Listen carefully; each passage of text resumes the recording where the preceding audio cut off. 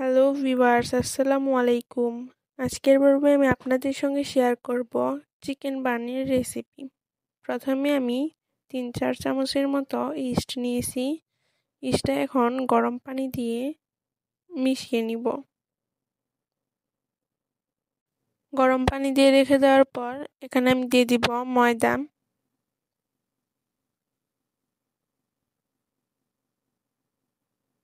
ময়দাটা দিয়ে আমি এখানে দিয়ে দিব স্বাদ মতো লবণ। তারপর নর্মাল টেম্পারেচারের পানি দিয়ে একটা ডো তৈরি করে নিব। ডোটা তৈরি করা হয়ে গেলে এখানে আমি দিয়ে দিব সামান্য পরিমাণ তেল। তেলটা দিয়ে ডোটা আবার একটু মেখে নিব এবং একটি ভেজা কাপড় দিয়ে ডোটা 1 ঘন্টার মতো রেস্টে রেখে দিব। এখানে আমি মুরগির মাংস নিয়েছি। এই মুরগির মাংসগুলো আমি এখন কেটে নিব। এখানে চিকেন বানির পুরটা তৈরি করার জন্য আমার লাগবে পেঁয়াজ কুচি, মরিচ কুচি, রসুন কুচি এবং কিছু আলু কেটে রেখেছি। এই আলুগুলোও দিতে হবে। এখন আমি একটি কড়াইতে তেল গরম করে নিব। তেলটা গরম হয়ে আসলে এতে দিয়ে দিব জিরা। জিরাটা যখন বাদামি রং হয়ে আসবে তখন দিয়ে দিব গোলমরিচ, তেজপাতা, দারুচিনি এবং এলাচ।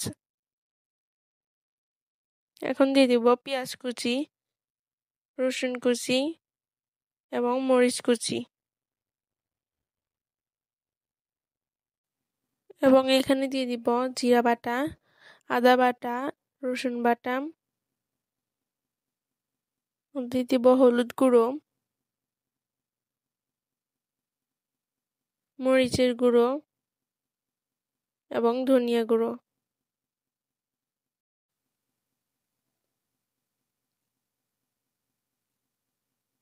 এবং দিয়ে দিব মুরগির মাংসের মশলা। দিয়ে দিব স্বাদ মতো লবণ।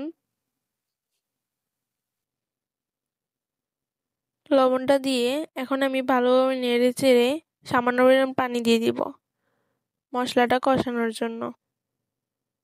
মশলাটা কষে আসলে তখন দিয়ে দিব 2 টেবিল চামচ সয়া সস এবং দিয়ে দিব 2 টেবিল চামচ সুইট চিলি সস।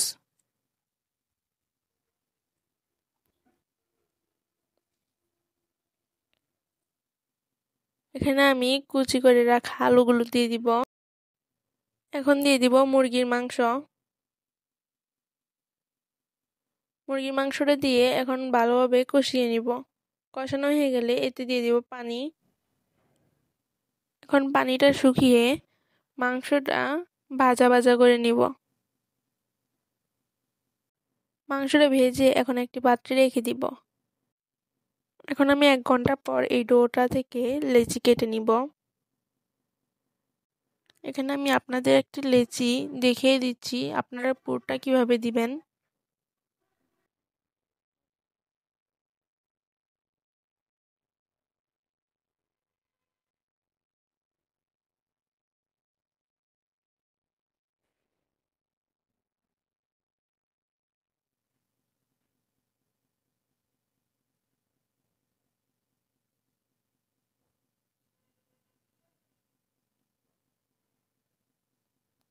আপনারা এইভাবে প্রত্যেকটা লেচি তৈরি করে নেবেন।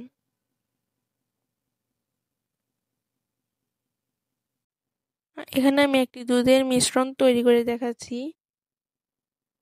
এখানে আমি 3 টেবিল চামচের মতো গুঁড়া দুধ নিয়েছি। এতে দিয়ে দিব 2 চামচ মতো পানি। পানিটা দিয়ে গুঁড়া দুধটা মিশিয়ে নিব। এখন এই গুঁড়া দুধটা দিয়ে দিব লিচিগুলোর উপরে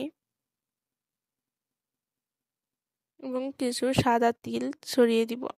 এখানে আমি একটি কড়াইতে তেল গরম করে চিকেন বানগুলো ভেজে নিব।